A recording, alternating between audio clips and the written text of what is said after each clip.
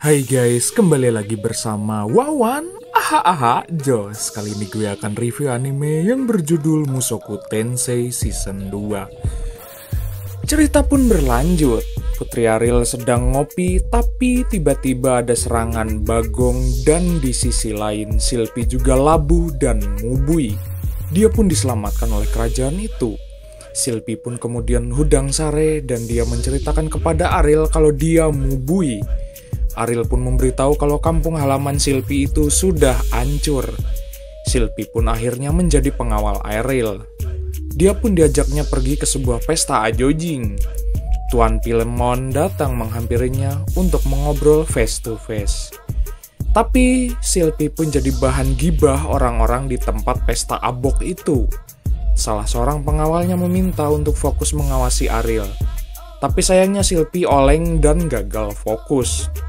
Setelah pesta abok itu, Fitz pun diajak oleh Ariel ngobrol di kamarnya. Rupanya Ariel memintanya untuk tidur bareng satu ranjang. Hal itu membuat Silpi sangat riweuh. Rudeus pergi entah kemana. Tujuannya hanyalah ingin bertemu mamahnya. Akan tetapi salah seorang bondon di depannya malah menganggap judes. Dijelaskan oleh si Senja kalau wilayah di bagian utara itu adalah wilayah dengan negara Kismin. Namun, meskipun negara Kismin, warga di sana memiliki keahlian sihir. Sesampainya di kota, Rudeus kemudian langsung sewa hotel untuk sebulan. Karena memang dasar sultan, setelah isi identitas dia pun langsung kasih duit receh tersebut. Rudeus menemui guild petualang. Pertama, dia pun memutuskan membubarkan partinya. Setelah itu, dia mengambil sebuah misi yang sulit dengan seorang diri. Salah seorang bondon itu menyadari Rudeus mengambil misi yang sulit. Lalu, si Senja pun menawarkan kepadanya untuk menyelesaikan misi berbarengan. Setelah itu, mereka semua berjalan apruk-aprukan menuju tempat misi tersebut. Di perjalanan itu, Sarah tampak tidak menyukai Rudeus. Suzanne pun memaksanya untuk lebih kalem. Rupanya misi itu adalah untuk mendapatkan bulu dari beruang. Mereka pun berburu sampai Rudeus pun dihadapkan pada sebuah hal yang riweuh. Dan dia pun berhasil mengalahkan beruang. Akhirnya mereka pun berhasil mengalahkan beruang dan mendapatkan bulunya. Mereka pun membawa pulang hasil buruan tersebut. Kembalinya di guild petualang, mereka pun mengumumkan kalau Rudeus adalah penyelamat. Rudeus lari abret-abretan. Rupanya dia sedang melakukan latihan fisik agar lebih berdemek. Saat berjalan ke guild petualang, ada salah sekelompok yang akan memburu naga. Rudeus menemui Sarah. Dia tampak judes, tapi rupanya dia pun mengajak Rudeus untuk ikut bersama saja. Membereskan sebuah komisi, kemudian Rudeus dan kelompok Aprukers itu datang ke sebuah goa. Rupanya mereka sedang memburu sisik dari naga kopet itu. Tiba-tiba Sarah pun labuh. Rudeus menyelamatkannya tapi tidak sengaja memegang gunung kembar si bondon itu. Jelas saja Sarah pun marah karena takut perabotan gunung kembarnya kempes dan tepos. Setelah mengalahkan naga, tiba-tiba sekelompok petualang pun menemuinya. Rudeus ingat orang tersebut. Rupanya, di antara mereka terjadi kesalahpahaman saja. Saat badai salju tersebut, dua anggota bernama Sarah dan Mimir hilang. Rudeus pun mencari mereka berdua. Tapi sayangnya, Mimir harus modal ke alam isekai. Sarah pun ditemukan pingsan, dan Rudeus menyelamatkannya. Di goa tersebut, Rudeus mengobati knalpot dan bobok sasis milik Sarah yang lecet. Terlihat Sarah pun sekarang lebih akrab dengan Rudeus. Para petualang itu diselamatkan kembali oleh Rudeus. Mereka pun merayakan hal tersebut dengan pesta minum abok cap topi oleng. Karena menurut mereka, pesta tanpa minum bagaikan tanpa cebok. Singkat waktu, karena hal tersebut, Sarah pun semakin dekat dengan Rudeus.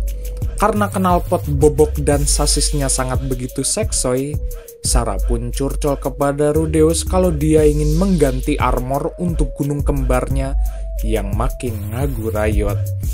Rudeus dan Sarah tampak kelenger karena minum minuman abok berlebihan dan berencana mengantarnya pulang. Di penginapan itu, hasrat gabrut Rudeus makin terkoneksi. Dia pun ingin mengaduk Sarah. Tapi sebelum mengaduk semen, Rudeus pun melancarkan adu jigong terlebih dahulu. Setelah ngaduk 7 ronde, sayangnya cacing berotot Rudeus tidak tegang. Dan dia pun sampai kaget setengah modal karena servisan ulek sambal Sarah tidak membuat dirinya puas. Saking stresnya tidak bisa ngaduk semen, Rudeus pun menemui seorang petualang tersebut dan menghajarnya. Seorang petualang tersebut mengajaknya untuk menemui dengan seorang bondon. Rupanya dia pun diajak untuk mengaduk semen dan adu gabrut di tempat tersebut. Si bondon itu memamerkan sasis dan knalpot bobok racingnya di hadapan Rudeus. Tapi sayang, meskipun sudah ngaduk semen dan ulek sambal 7 ronde, tetap saja cacing berototnya tidak tegang. Pagi itu Rudeus yang mabok itu pun ngobrol dan curcol dengan pria tersebut. Sampai-sampai kedengaran Sarah dan dia pun digaplok olehnya karena servisan adu gabrutnya tidak begitu memuaskan. Rudeus menembus batu dengan sihirnya. Rupanya di depan ada sekelompok beruang kopet yang lari ngabret. Dengan bantuan temannya, dia pun berhasil mengalahkan beruang itu. Beberapa saat kemudian datanglah naga merah di hadapan mereka. Naga itu pun langsung menyerang dengan membabi bagong. Lalu Rudeus pun menggunakan sihirnya dan mengalahkan naga tersebut. Singkat waktu, malam pun poek. Rudeus pun cerita kalau dia akan pergi ke negara selanjutnya. Apabila dia makin terkenal bagaikan selebgram TikTok. Sehari-hari Rudeus pun berolahraga dan berlumur keringat kejantanan.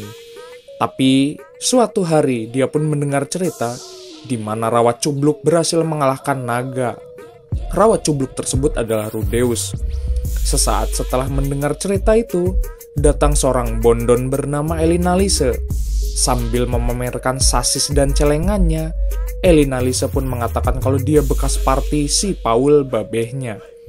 Selain itu, Elinalise juga teman satu partinya Roxy. Elinalise pun kemudian grepe-grepe dada kejantanan Rudeus. Dia pun menemukan sebuah kalung pemberian dari Sylvie. Rudeus pun lari abret-abretan dan latihan demi pergi ke negeri seberang. Demi menemui seorang mamah bondon. Namun sayang, Elinalise memintanya untuk tidak buru-buru. Singkat waktu, seminggu setelah pertemuan dengan Elinalise, Rudeus pun menyadari kalau dia adalah seorang bondon yang sering kali pamer sasis dan knalpot bobok racing. Bukan sekedar itu, Elinalise juga sering dibobok celengannya sampai menjadi dower.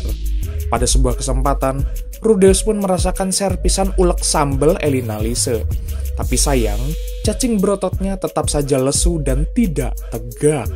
Meskipun ngulek sambal terasi 7 ronde, tapi tiba-tiba Rudeus pun memergoki Elinalise dan temannya. Elinalise pun mengatakan servis ulek sambal dan knalpot bobok celengan miliknya sudah pasti membuat kejantanan semakin tegak. Elinalise pun memberikan sebuah surat kepada Rudeus. Isi surat itu mengatakan kalau dia diundang ke sebuah akademi sihir Ranoa.